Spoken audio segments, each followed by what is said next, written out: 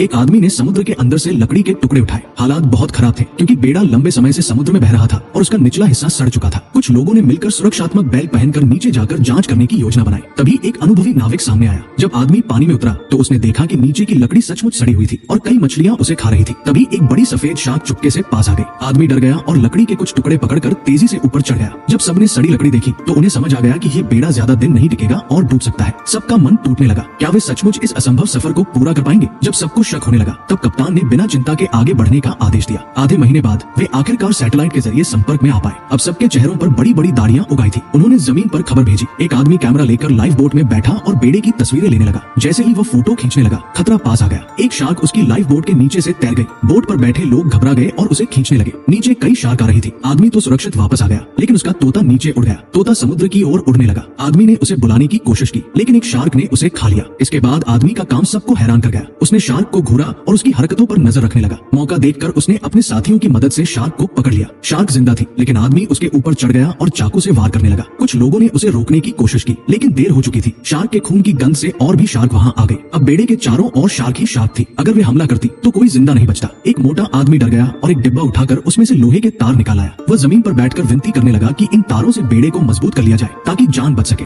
आदमी ने तार लिए लेकिन गलती से उन्हें समुद्र में फेंक दिया। तभी एक और बड़ी मुसीबत आ गई। एक विशाल व्हेल उनके पास घूम रही थी। अगर वो हमला करती तो बेड़ा बिखर सकता था लेकिन सब शांत रहे क्योंकि व्हेल आमतौर पर हमला नहीं करती। फिर भी अचानक वह बेड़े की ओर तैरने लगी। भले ही उसने हमला नहीं किया, उसकी मौजूदगी से मोटा आदमी डर गया। उसने सबकी बात अनसुनी कर दी और भाला उठाकर व्हेल पर हमला कर दिया। दर्द से तड़पती व्हेल समुद्र की गहराई में चली गई और भाले की रस्सी से बेड़ा खिंच गया। बेड़ा हिलने लगा लेकिन तभी रस्सी टूट गई और सबने राहत की सांस ली। फिर भी बाकी लोग मोटे आदमी से नाराज हो गए लेकिन एक आदमी ने सबको शांत किया क्योंकि वह समझता था कि डर में इंसान कुछ भी कर सकता है। वे ऐसे ही 6 महीने तक समुद्र में बहते रहे। तभी नाविक एक अच्छी खबर लाया। वे अब सही दिशा में जा रहे थे। सब खुशी से चिल्ला उठे। ये उनके सफर की सबसे अच्छी खबर थी। उन्होंने जमीन पर संदेश भेजा और जश्न मनाने के लिए अपनी बची खुची शराब निकाली। इसी दौरान कुछ व्हेल बेड़े के पास से गुजरी मानो उन्हें बधाई दे रही हो। जब ये खबर जमीन पर पहुंची तो पूरी वैज्ञानिक दुनिया में हंगामा मच गया। ये आदमी हर न्यूज चैनल पर छा गया। 3 महीने बाद एक आदमी बेड़े के किनारे खड़ा होकर ब्रश कर रहा था। तभी उसने एक सीगल को उड़ते देखा। सब खुश हो गए क्योंकि इसका मतलब था कि जमीन नजदीक है। अब उन्हें लैंडिंग की योजना बनानी थी। किनारे के पास तेज और नुकीली चट्टानें थी जहाँ जरा सी गलती जान ले सकती थी। किसी ने सुझाव दिया कि थोड़ा घूम कर जाए लेकिन इसमें 1 महीना और लगता। बाकी लोगों ने ये बात तुरंत खारिज कर दी। तभी मोटे आदमी ने एक योजना बताई। वे भारी चीज से बेड़े को रोकेंगे और जब सही लहर आएगी तो रस्सी काट देंगे और लहर के साथ जमीन पर उतर जाएंगे। योजना तय होते ही वे किनारे के पास पहुंच गए। भारी चीज से बेड़ा रोका गया लेकिन किस्मत हमेशा साथ नहीं देती। रस्सी एक चट्टान में फंस गई और लहर आने से पहले ही टूट गई।